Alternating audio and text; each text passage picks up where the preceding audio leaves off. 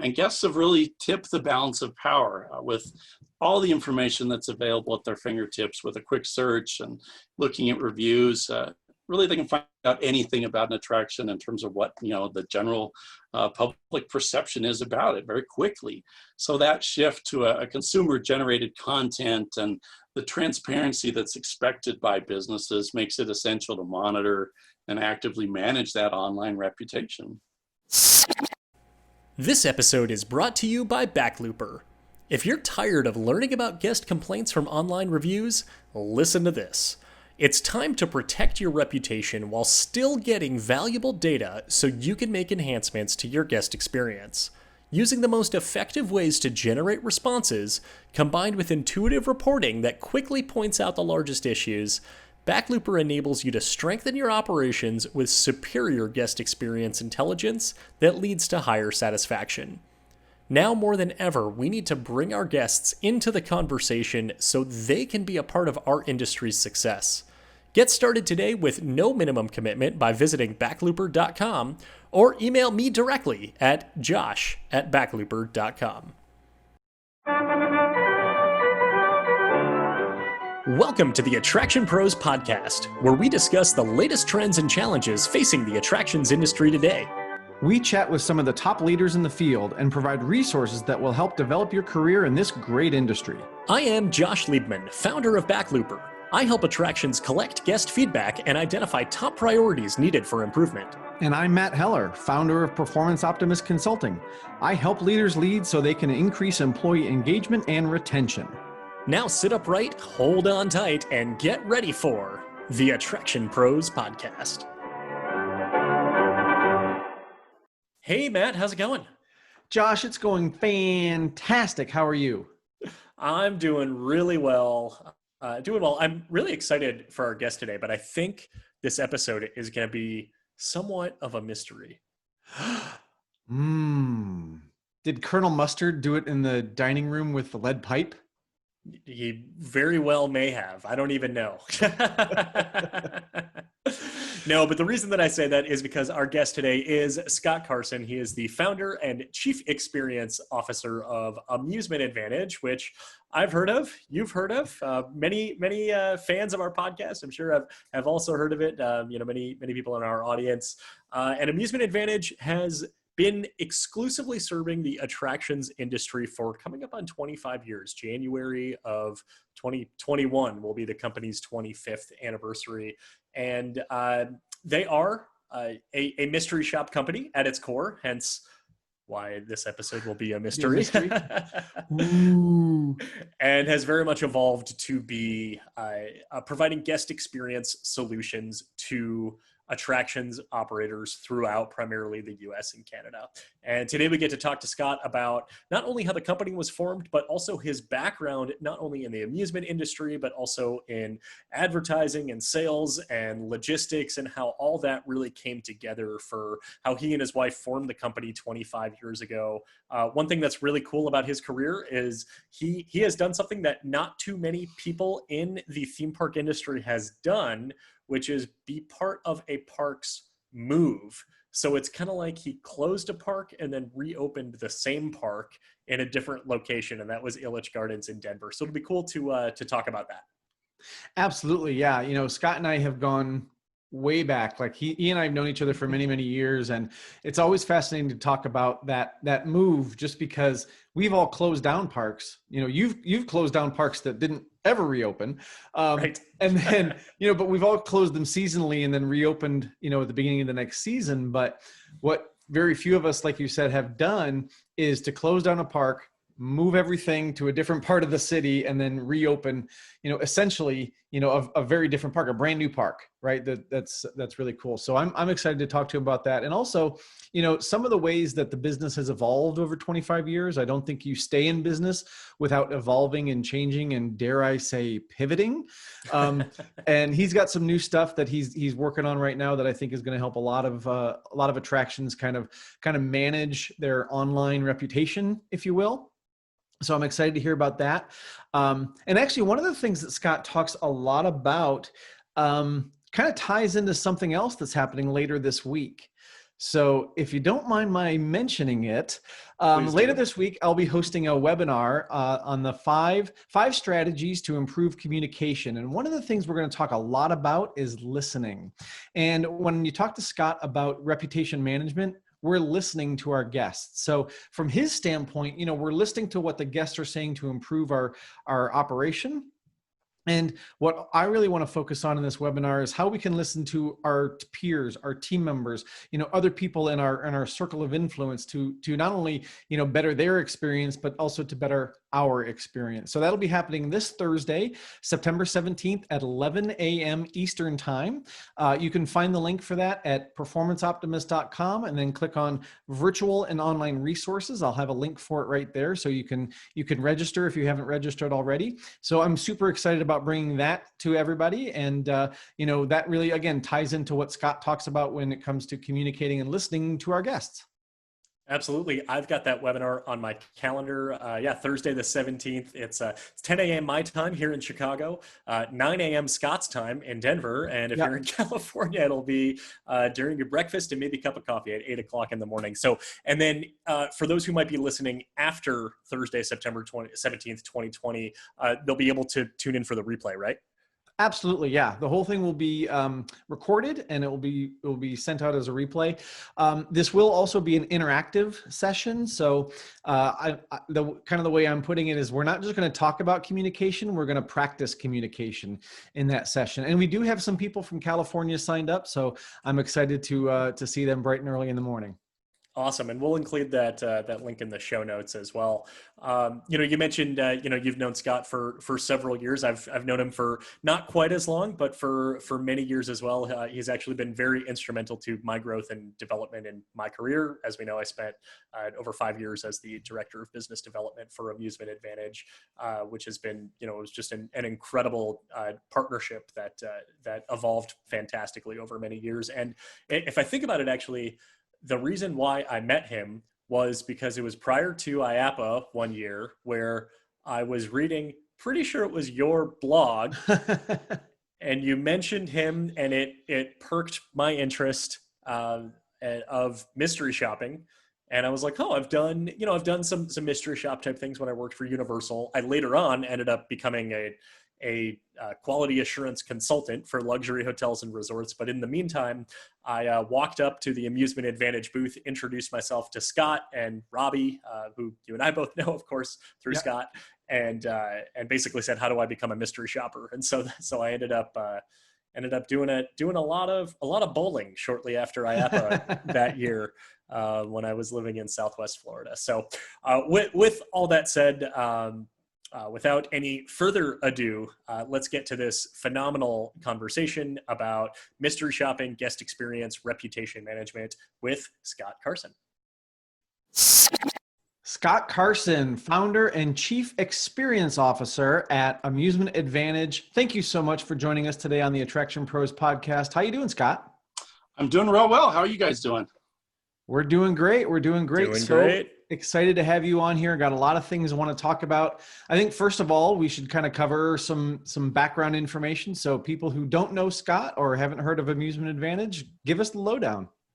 Awesome. Well, again, super excited to be here, and it's been an amazing journey. 25 years here in the attractions industry, and I always love to kind of talk about my past because it kind of gives the roadmap of how the company came about. So happy to oblige. So yeah, those who don't know me, my background, I actually have a degree in advertising, minor in psychology, and I did an internship as a copywriter and really thought that was going to be my passion. But it turned out my best job ever, my favorite job ever, was running the games department at Elitch Gardens here in Denver for a couple of years in college. And that really ignited my passion and interest in the industry, and that's what the company was born out of. So, but as we look back, I got my degree, and as much as I loved my job at the park, I was kind of excited about leveraging my degree and trying out the old 9-to-5 routine and making use of that education. So I did leave the park and went into my first role out of college was in transportation logistics.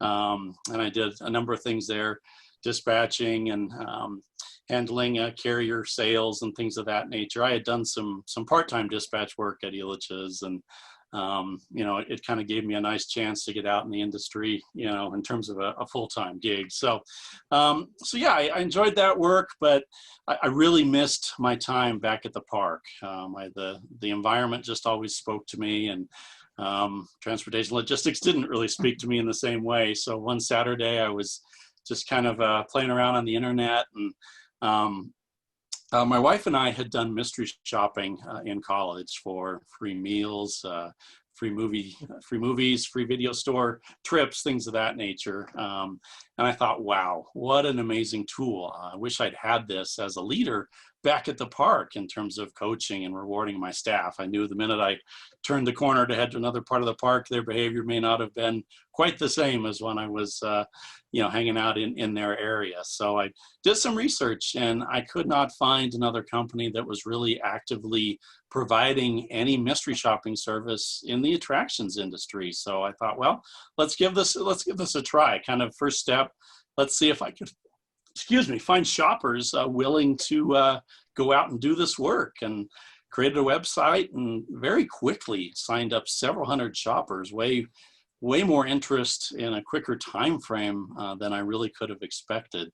And so that kind of gave us proof of concept. We officially started the company, joined IAPA right away, and I started talking to parks. I really targeted small independent parks initially, as I thought, these are going to be the folks that I can get to them. They'll talk to me, and we can really kind of suss out my idea and see if it's something that we could, provide those parks that next summer. So we did. And some of those initial conversations, I think back, folks like Natalie Cook at Holiday World, and Keith Hood at Kennywood, Tom Morrow at Canopy Lake, even John Jackham at Lagoon, and many others, really kind of helped me form what the product would be. And that first summer, a number of those parks were clients, and but that's what got it all started in terms of this concept of specialized mystery shopping for the attractions industry. When you say that those individuals helped you kind of determine and develop what the product would be, I think that that's a really interesting as far as being able to use kind of their input as far as what they were looking for. Can you talk about, a little bit of that as far as kind of what ideas you were, kind of brainstorming and cooking up on your end, but, really knowing, all right, what is it that the actual client really needs to see, and then blending those together? Sure. Well, from the beginning, my pitch was it'll be a complete outsider's view of their whole experience, start to finish. That's always been kind of an important aspect to me in terms of mystery shopping. I had done shopping that maybe focused on the sales aspect, or maybe just certain departments within a grocery store or something. And I always thought, you need the whole picture, right? Especially when you're looking at an attraction.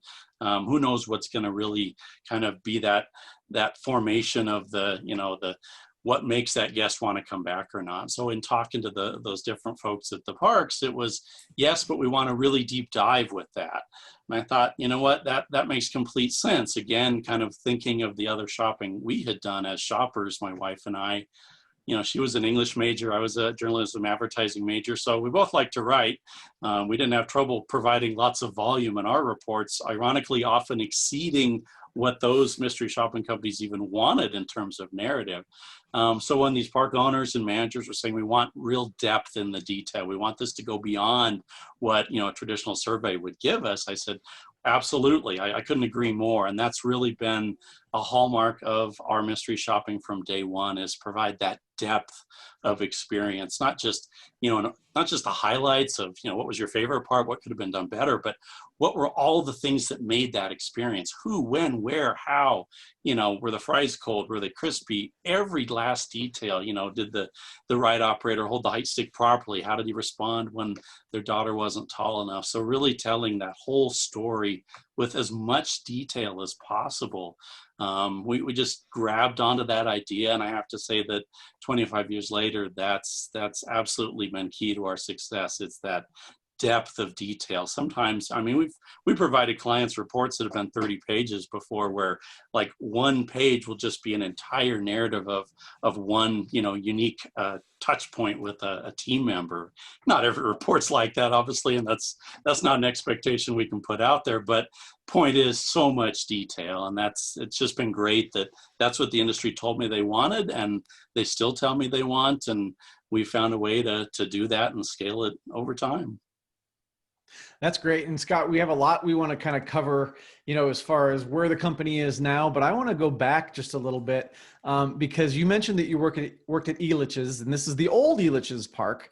Correct. And something you and I have had conversations about before is you got to move the park, which is not something a lot of people have done. I know Josh has opened a lot of parks, Sure.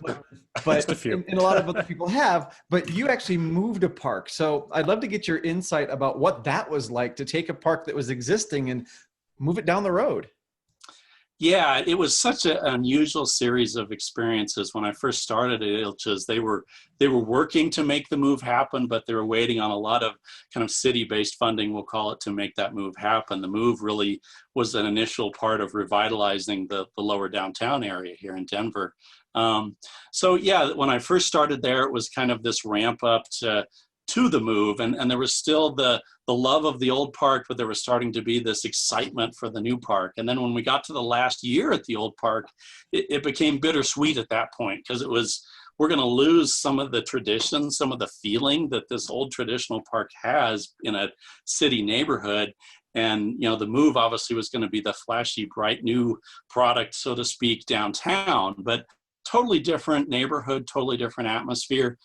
So that was a weird kind of transition to go through mentally from, you know, we're losing this, but here's what we're gaining. So yeah, we kind of closed down the old park, and there was that final day with the last rides. And we actually had a big hailstorm that day, ironically. They had put together all this media coverage for the last ride on Mr. Twister, and, you know, real iconic coaster back in that day. And so yeah, we had this weird hailstorm, and the day was filled with all that sort of mixed emotion and mixed experiences. So then, you know, we closed and we started tearing things down and planning, okay, what's moving to the new park, what's staying.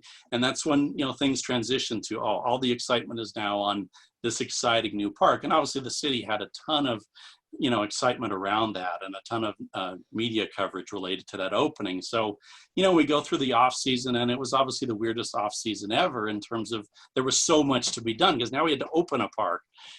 So you think of all the usual challenges of reopening a seasonal park, but this was in a new location. So it was really like starting over in so many ways.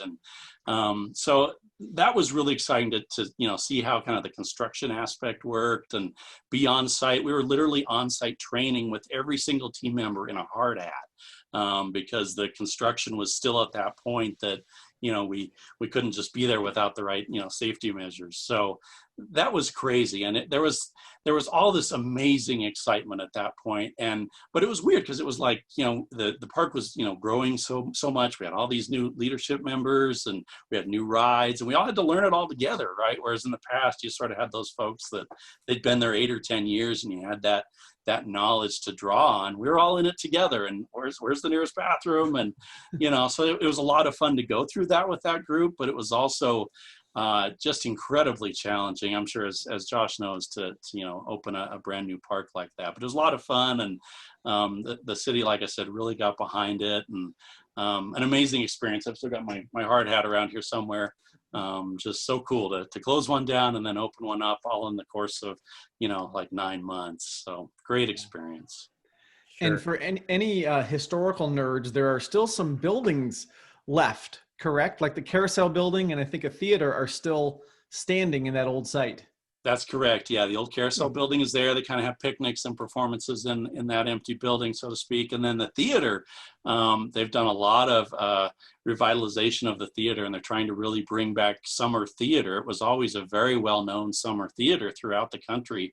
And so it's neat to see that kind of coming back, but it's the weirdest thing to go drive through the property. There's all these houses and, you know, like a grocery store and stuff. Well, this is where Mr. Twister used to be, and this is where the games office was, and this was the skee ball and arcade, and now somebody's house is there. Someone's, you know, dining room is where my office used to be. So So it's very unusual, but it's cool that that stuff is there. My son and I went a couple weeks ago just on one of our get out of the house at night trips recently, as we've been doing with COVID. And there's a walkway that's still there from the old east entrance. And it's really cool to kind of walk up there and remember, okay, the mini golf is here. And ironically, this last time we were there, we found an old sign from a picnic pavilion. One of the few things that they left when they, did the redevelopment of that area. So it's cool that there's enough there that those of us that want to go have that nostalgia can really, have it and think back on, amazing times at that park.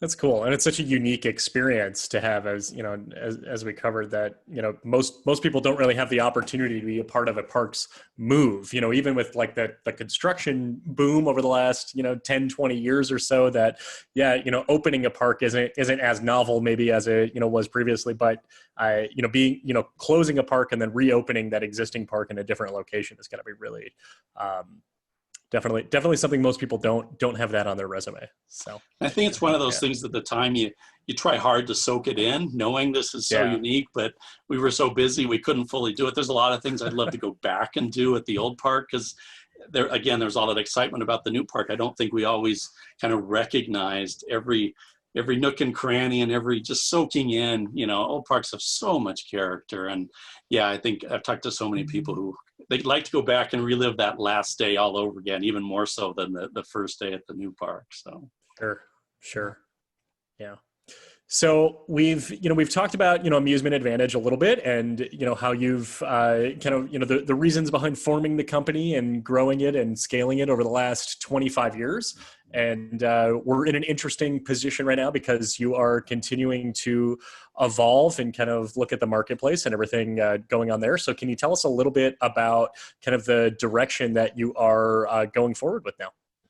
Absolutely, yeah. And if you don't mind, I want to kind of take another step back and kind of talk about some other stuff from my past, as I think it kind of gives the roadmap of where the company is and where we're headed today. So, back in the day, we're working with some seasonal parks and it's growing.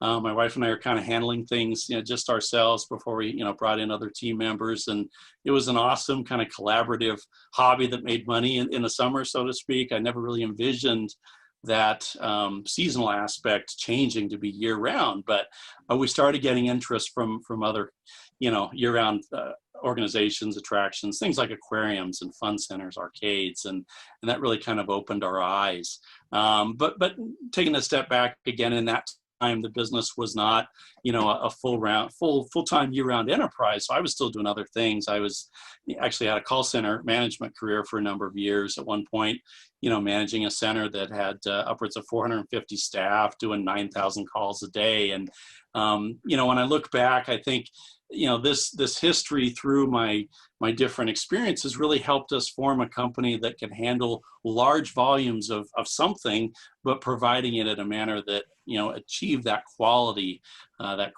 product that's always been super important to me. Obviously, when you're in the business of evaluating service, you better be able to provide good service yourself, or that doesn't speak real well to your ability to evaluate others' service. So the company kind of grew and molded. We started getting those year-round folks, and we just kept growing. I ended up, leaving that call center career behind. I had a part-time sales career for a while at home, and that really kind of opened my eyes to different strategies in terms of sales and account management. And again, I like to just draw on all those experiences, and I think that's how the company has kind of morphed. But so we kind of look forward. Things are going great, and we get to 2008. Obviously, just like the attractions industry and much of the world, took a big setback with that recession. And we'd grown the staff and had a nice, nice business going at that point. Unfortunately, had to scale back then, much like we've had to with COVID this time. But the nice thing is, as we came out of that recession, we started working with some bigger folks, and folks like Cedar Fair and Apex Parks really kind of helped pull us out of that recession and put our company, I think, on the map in a way that it hadn't been before. So then we started exploring other services, and we had a number of consulting services over time. Obviously, Josh, you were a key part of that. But lately, we've really been looking at social media and online reviews as an aspect of the guest experience that I think our company can really help with. So to that end, we've been working to find a developer to put together a product for us, and we're super excited to be announcing that this new product called Reputation Advantage, which is a reputation management product, is ready to be launched, and we're just eager to help attractions monitor those online reviews and give them tools to really leverage those reviews and deal with their reputation in the most positive way possible. So that is where we're looking to the future as we continue to offer, mystery shopping, exit surveys, and other consulting. We think reputation management is a key part of that guest experience measurement, process that we're in a good spot to help attractions with. So Scott, can you talk kind of big picture? What is reputation management? Like if somebody hasn't heard that phrase before, or that concept, how do you define that? Sure. I think simply put, reputation management is the act of monitoring, influencing, growing, and managing what's being said about any business or attraction online. So maintaining that positive online reputation is obviously way more essential than it ever has been. And the ever increasing volume of reviews and social media mentions out there make it critical that you need a tool to help with that. You got all these different platforms and such, and typically a reputation management platform brings it all together in one place, so you can easily manage and leverage that, like I said, in one spot. And ultimately, reputation management is heart of a greater digital marketing strategy, including different pieces of that can be business listings, digital advertising, social media engagement, and even SEO. So those are some of the key things that are part of any reputation management strategy or service, if you will. So can you tell us a little bit about why reputation management is so important, specifically, nowadays, just with not only the increased digital engagement, but also, that heightened concerns that everyone has that our guests in the industry are having just and going to visit attractions? Absolutely. And, it's so critically important because people, at least 88% of them, as a recent Bright Local study found, read reviews before they make a purchase decision. And a purchase decision isn't just buying something in a retail store. Obviously, it's that entertainment spending. And guests have really tipped the balance of power with all the information that's available at their fingertips with a quick search and looking at reviews. Really, they can find out anything about an attraction in terms of what the general public perception is about it very quickly. So that shift to a consumer-generated content and the transparency that's expected by businesses makes it essential to monitor and actively manage that online reputation. So Scott, a couple of weeks ago, the three of us put on a webinar about de-escalation, and I'm not going to put you on the spot to talk about those stats because we didn't talk about this beforehand, but what you were just talking about really made me think about what people are saying right now, like with COVID and, are places clean enough and that kind of thing. Can you just share maybe just a little bit of your insights? And again, you don't have to go into the specific details, but some of the insights that you got from that data, from mystery shops of what people are seeing right now and how that relates to their reputation. Yeah, absolutely. I mean, we pulled together a number of stats in terms of COVID and what shoppers were saying in their reports over the summer, and kind of the high level takeaways that I had and that my wife had in reading the reports was that there's really this expectation that the attractions are doing everything they can, that they're going above and beyond. And that's kind of irregardless of what, the local regulations may be. That may be irregardless of what the competition is doing. And in fact, we saw some instances where they kind of cite, hey, the competition's doing this, so you should be doing it. It was never, well, I don't think you need to do it. And, a lot of the feedback stemmed around what the employees were doing. It seemed like signage was there, and, for the most part, attractions were doing the right things from an operational perspective, but whether that frontline staff was carrying it out to the extent that the guest expected was definitely another story. Whether that was just in the employee wearing the mask, but even more prevalent was the employees enforcing those guidelines and queue lines and so forth. And one of the more common things we saw was, it seemed like up front, either at the gate or the ticket booth or whatever, that there was a real strong emphasis in most attractions. But the further you got inside the attraction or the building or the property, that's where you started to see some gaps, whether it be with signage or with the employees and their enforcement of it. For example, lots of times there was a real effort up front in any lines that might exist outside before you enter to remind guests of that distancing or reminding them to put masks on if required. But then once you're inside, maybe in a queue line in a ride at the back of the park, then you didn't see that same level of enforcement, but the guests expected it uniformly. They really, the shoppers really were kind of indifferent to, well, we tried hard up front, but maybe not as much in back. No, it was, we want that consistent approach all throughout. So that's kind of the big high level findings that we had. That's really important to know, because I mean, like you said, that attractions are, they're in management and operations, they're trying so hard to put systems in place to not only, meet the standard, but also to alleviate guests' concern and increase this consumer confidence.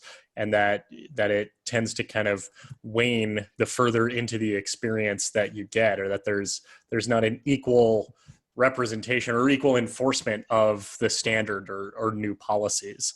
That's a huge takeaway. So, and as I think we've all seen, it can be the last thing that happens to you when you leave an attraction that's your most memorable or you wish would be fixed moment, right? Mm-hmm. But that's, I think sometimes frontline staff forget that it's those little things, and maybe it's the last thing that happens at the end of the day that ends up in, a frustrated experience, maybe a bad online review, et cetera. So so key, the consistency is just always so important to the guest. Yeah. So speaking of online reviews as kind of a, social media engagement, or kind of really what the current level of what word of mouth looks like is, can you tell us a little bit about the importance of online reviews versus direct referrals with people who might be within a close network of friends, families, neighbors, coworkers, et cetera, where there might be, I've always seen there's a greater influence, but a much smaller audience, versus maybe not as much of an influence, but because there's such a greater audience that influence is much more spread. Can you talk a little bit about kind of the importance between the two of those?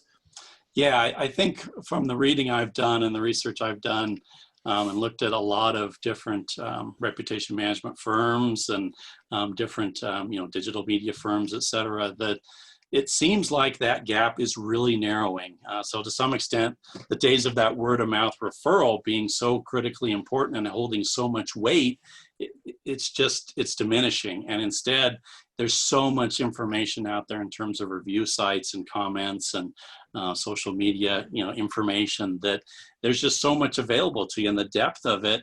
And, the places, sites like Google and Facebook are working so hard to only present information that is validated and real and so forth. There's just this shift that data, those comments are becoming even more important than the regular word of mouth advertising. I think we all still take that word of mouth to be pretty important, but that's just that one friend of yours. And we all know when you look at reviews throughout the high and the low and you've got the middle, well, when you can go read 30 reviews and maybe even zero in on, hey, these 10 reviews specifically talk about, the new cleanliness procedures or whatever, that's just huge to you. And you can find a review, hopefully, that kind of you think mirrors your goals and your priorities in visiting an attraction, whereas your buddy, your friend, your sister, they may not always. And I think we all recognize those biases, but when you have so much review data out there, you can kind of find one that you feel, this really speaks to me. This sounds like, someone who was trying to, their goals with their experience at that attraction mirror my family's. So I take this review to be the most important piece of information as I choose to maybe spend my money at this attraction or that one, or hopefully in the future, this movie versus this attraction, that kind of thing. So the scales are tipping, and, the prevalence of the online reviews just continues to, fuel their importance in buying decisions. So Scott, I'm curious, as someone who focuses on reviews and certainly focuses on mystery shops, are you someone who reads reviews personally? I do. Like looking at restaurants and things? Well, it's been very interesting trying to find a developer in terms of reputation management software, because part of that was reading reviews, right? And at times it was like review overload. And I think we've all been there when you have a big buying decision, like a car or maybe a big electronic item. You sort of get to the point you're like, oh, good grief, I kind of want to throw them all out and start over.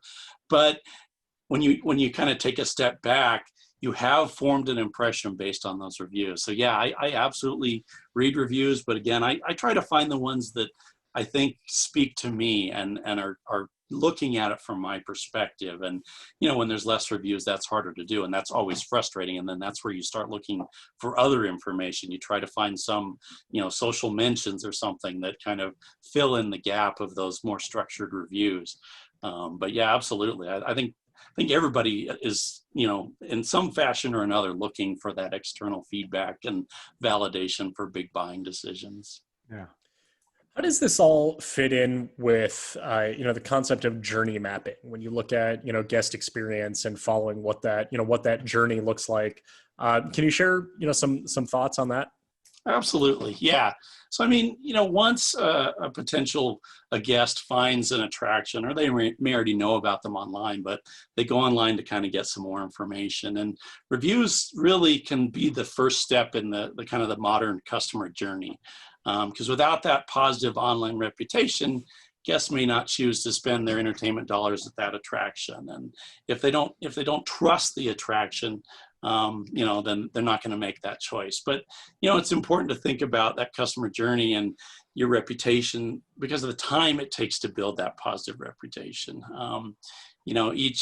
Each interaction is so critically important. So, while it may take years to cultivate that real positive one, we all know how quickly the negative one can just, shred that reputation and all that hard work. So, I mean, clearly the opinions of a few can impact the perceived perceptions of many, and that maintaining that, that positive public image is just so essential to drive attendance and spending and, maintain that competitive advantage. So that's where we feel, a product, reputation management product really can help with that, because those reviews are such an early part of that journey.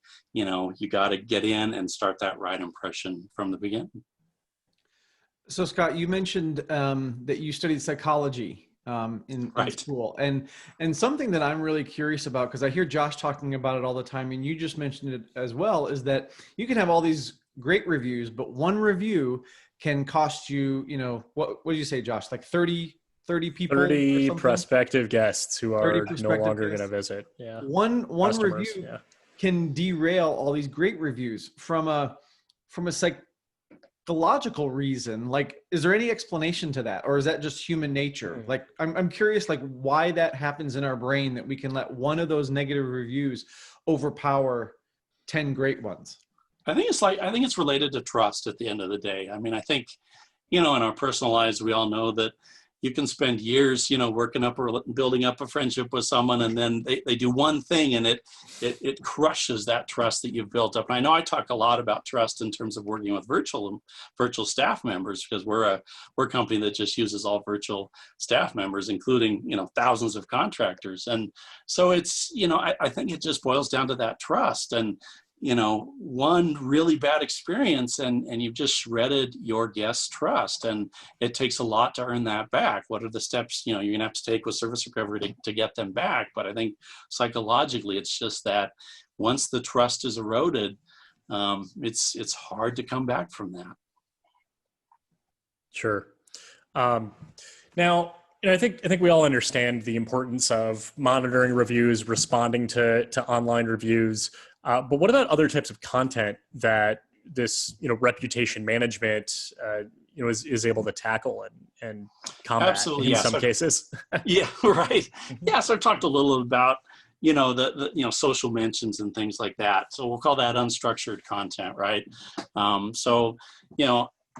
Online content the business is unaware of can obviously do serious damage. So beyond a listing or review site, customers may see a blog, they may see an article, they may see a social media post with the name of the business.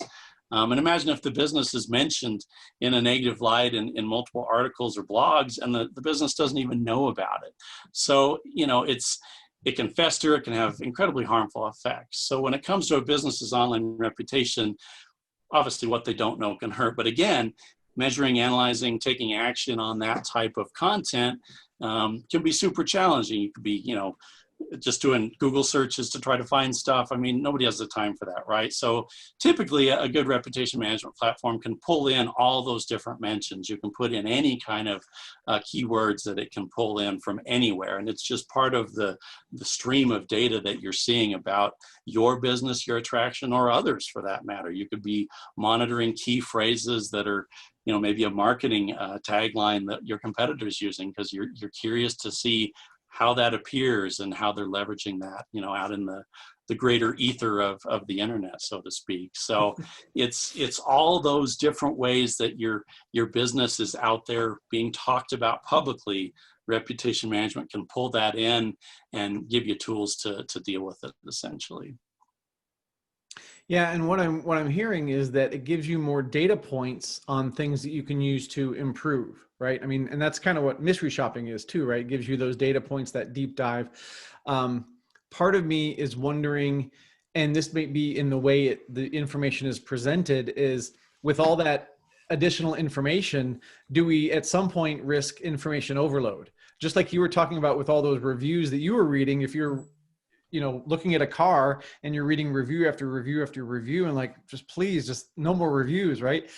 So I think part of my question is, how do we make sure that information is, targeted to what people need to improve, but then also, and you and I have had this conversation with mystery shopping for years, is what do we do with that information? How do you use that to actually make your facility better, instead of just looking at a report where, hey, these numbers look neat, right?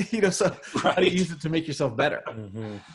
Yeah, and I think there's two kind of approaches to kind of look at all that. First off, you've got to have tools to deal with this data, right? It can't just be a raw data dump. And whether it's mystery shopping or Backlooper or online reviews, it's important to have the data presented in ways that you can actually tangibly do something with that. And that may be through sentiment analysis, that may be through long-term reporting in terms of summary and comparison. But that's the key to any data gathering service is, what's the reporting look like? And then, like you said, how do you take action on that? And I think when you look at review data, especially, whatever the reporting is, you get that in, you identify a problem, right? Maybe it's, wow, we've seen an uptick in, negative comments about food service or trash cans or whatever it is. And, obviously you're going to kind of look internally to see what you can figure out in terms of what root causes may be. But that's always been one of the strengths of mystery shopping. And that's one of the ways I see that reputation management or review management can then kind of work closely with mystery shopping is, okay, we're starting to see some of these reviews. Well, let's look at the mystery shops. They give you such a deep dive. If someone was talking about one of the same concerns, you're going to have a lot more detail to go with it, obviously, than you're ever going to get from an online review. And then you can take it a step further. You can say, okay, on our next shop, let's target this. Let's do some extra, kind of analysis or extra fact finding on what's going on with this, so that then we can, was this an anomaly? Was it a bad week? Was it a bad day? Or is this a trend that we really need to deal with long term? So you might look at, additional reports. You may see what you're getting on surveys, through Backlooper or through, again, the online reviews. So that I think it's kind of amazing how all these products can work together. And, Josh and I have talked a lot about, to get a complete holistic picture of what's going on, you really need multiple data streams, right? And like Matt said, you got to avoid the overload. And I think that's where the reporting comes in. And kind of to one of Josh's points from his webinar the other day, you got to have a person that solely is responsible for that. That's key. But again, each of these data streams can give you different pieces of data. They can validate each other. They can help you really look at the long-term patterns. And then to take action on it, again, you can use the tools at your disposal. Maybe it's you start changing your survey to ask about something different, or again, you change your mystery shop, you do more mystery shops. Maybe it's a competitive mystery shop. But I think it's, use the right tools to get the data you need to initiate that action that can ultimately drive more positive reviews and hopefully, fuel your success well into the future. Yeah, I like how you mentioned that holistic approach. And I know that's something obviously you and I have talked a lot about, and really kind of like pulling back kind of or peeling, what is it? Peeling the layers on the onion, Matt? What do you peeling back the onion? Yeah, peeling the onion. Right. Yeah. Peeling back the onion of looking at it my and eyes saying, water. yeah, saying that there's each of these methods that work best all in tandem with each other, and that there isn't one of them. There's no one size fits all solution. And in many cases that you need multiple different data sets, but having it all kind of channeled and working in tandem with each other to avoid, like you said, Matt, that informational overload. So it allows you to kind of really direct your area of focus into saying, okay, maybe we need to use this tool now to our advantage and leverage this because of the information we're getting from another data set, or vice versa, or being able to look at it all in one, and then kind of choose your adventure as far as which direction you are then looking at further to find where there's more guidance to the answers that you are given, or more context to all of that data. Right. Yeah, absolutely. And I think, I go back and I think back on the evolution of mystery shopping, and in the beginning, we were faxing reports 25 years ago. That's how far back we go in time. But the ability to kind of validate what a shopper was presenting was often challenging. But then as we got, the ability to scan receipts more readily, and then digital photos, obviously everybody with a smartphone, that changed the landscape. And I remember one of our challenge kind of in the first 10 years was sometimes, talking with the GM about, I don't agree with what the shopper, said. This is not what happened that day. Well, unfortunately, in that moment, it was the shopper's word against the client, and those are always, challenging situations, obviously. But that when digital pictures came about, it was sort of, it's hard to argue with the fact that the pond in the mini golf was gross that day when I've got the picture to prove it. And I think the same concept can be applied to multiple data streams when you look at, all right, yeah, we've got these couple bad reviews. I'm not sure that I really buy that. Well, wait a minute, we've got some internal survey data that backs it up. And then we've got a mystery shop where they said, hey, the most memorable thing was the exact same problem that you're getting via online and through reviews. So with only one, guest experience measurement tool, I think it can be sometimes easier for an organization to kind of say, you know what, that's just that guest perception. We know we're doing the best we can there, and we're not going to focus on that issue. But if you've got multiple data streams backing up that same issue, validating that same issue, I think as an organization at that point, if you're turning your back on it, you're kind of setting your own negative fate there. And that's where the power of multiple, collection methods really can come to play, I think.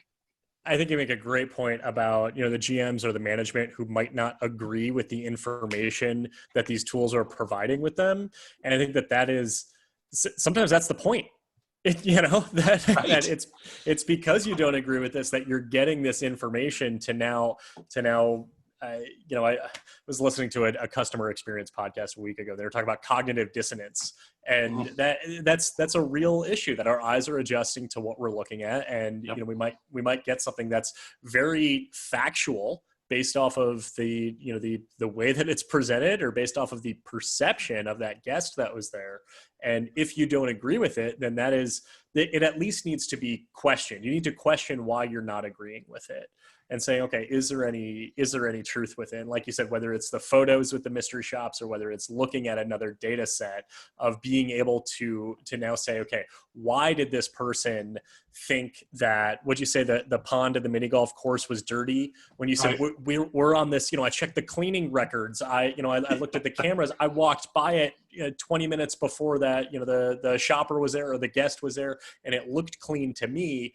And then none of that matters if the guest perceives that friction point in their experience, whether it's the dirty mini golf pond or whatever it is. And especially now tying this in with online reviews, right, if you are tasked with being the one who is collecting and responding to online reviews, you do not have this, I don't agree with you, mentality in your tool belt of line of defense. And that's, something that I've seen so many times where there's a negative review and a response to it that tries to debunk the review. And you can't do that because that's how they felt, right? That is what they observed, and that's what they took with them. Doesn't matter if they're right, doesn't matter if they're wrong, doesn't matter if they're completely way out in outer space. That is what they put on the review site. So it needs to be that type of response, whether it's responding to the guest or responding internally with the data of saying, this is not the standard we expect. We do not hope for these types of instances to occur. And while we have standards that are put in place, let's go and review what our operational procedures are to make sure, not that this doesn't happen again, but that a guest doesn't perceive this again. And with that, I'll step off my soapbox there. No, let me climb on the soapbox with you. You both heard me say for years at IAPA and everywhere else, perception is reality. And I think when you look at your online reputation, that perception becomes other people's realities, and that's where it's especially dangerous. And the more tools we can all have at our disposal to deal with that, that's critical. Because as you said, you don't get to change their perception. It is what it is. You just have to find ways to massage it, work with it, and hopefully prevent it in the future. Perception is reality, 100%, always true. Yeah. And Scott, you said something else there that I thought was really fascinating. You said that people might react to that by saying, well, this is the best we can do, right? Well, number one, no, it's not, right? And two, especially right now, the best you can do, or the best you could have done in 2019 is probably not the best you need to be doing in 2020. Right. And I think that mentality has to be in place if someone is going to avail themselves of all this information. Because if you're not going to have the attitude that this information is going to help me, you might as well not bother.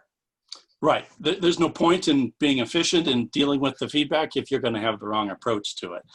You have to throw out the old playbook. I've been calling it the new weird. I refuse to use the word normal with anything we're all going through. So in the new weird, to really deal with feedback in all these new norms and perceptions that are our guests' reality, you got to be open to just embracing that and running with it. And that's why I say, get all the tools you can at your disposal and then, tackle it head on and keep, I think most people in our industry were striving for better previously, but we don't even know where the better is sometimes right now. And that's the new weird, but get some tools and just, have the right attitude and keep at it, keep at it.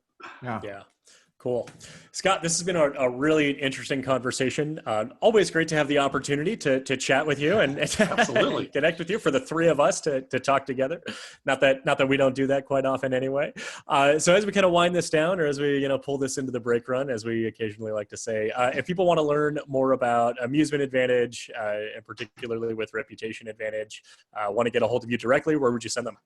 Sure, they can go to our website at amusementadvantage.com, and there's a whole new section there on reputation management. So check it out. We're going to have some great new demos and free services out there for folks in the coming weeks. And you can also email me, of course, scott@amusementadvantage.com. Excellent. Well, like Josh said, it's not like we don't get to talk to you very often, but 150 some episodes in, we finally got you onto the podcast. So woo! Super excited about that. And, looking forward to all the great stuff that you guys have coming down the pike, and, really wish you all the best, obviously, in your business and with your family and everything. But thank you again for coming on. And for everybody out there listening and watching, we are all Attraction Pros. Thanks for listening to the Attraction Pros podcast. Make sure to subscribe so you can tune in when new episodes release. And even better, please leave us a review on iTunes. For more information, visit attractionpros.com.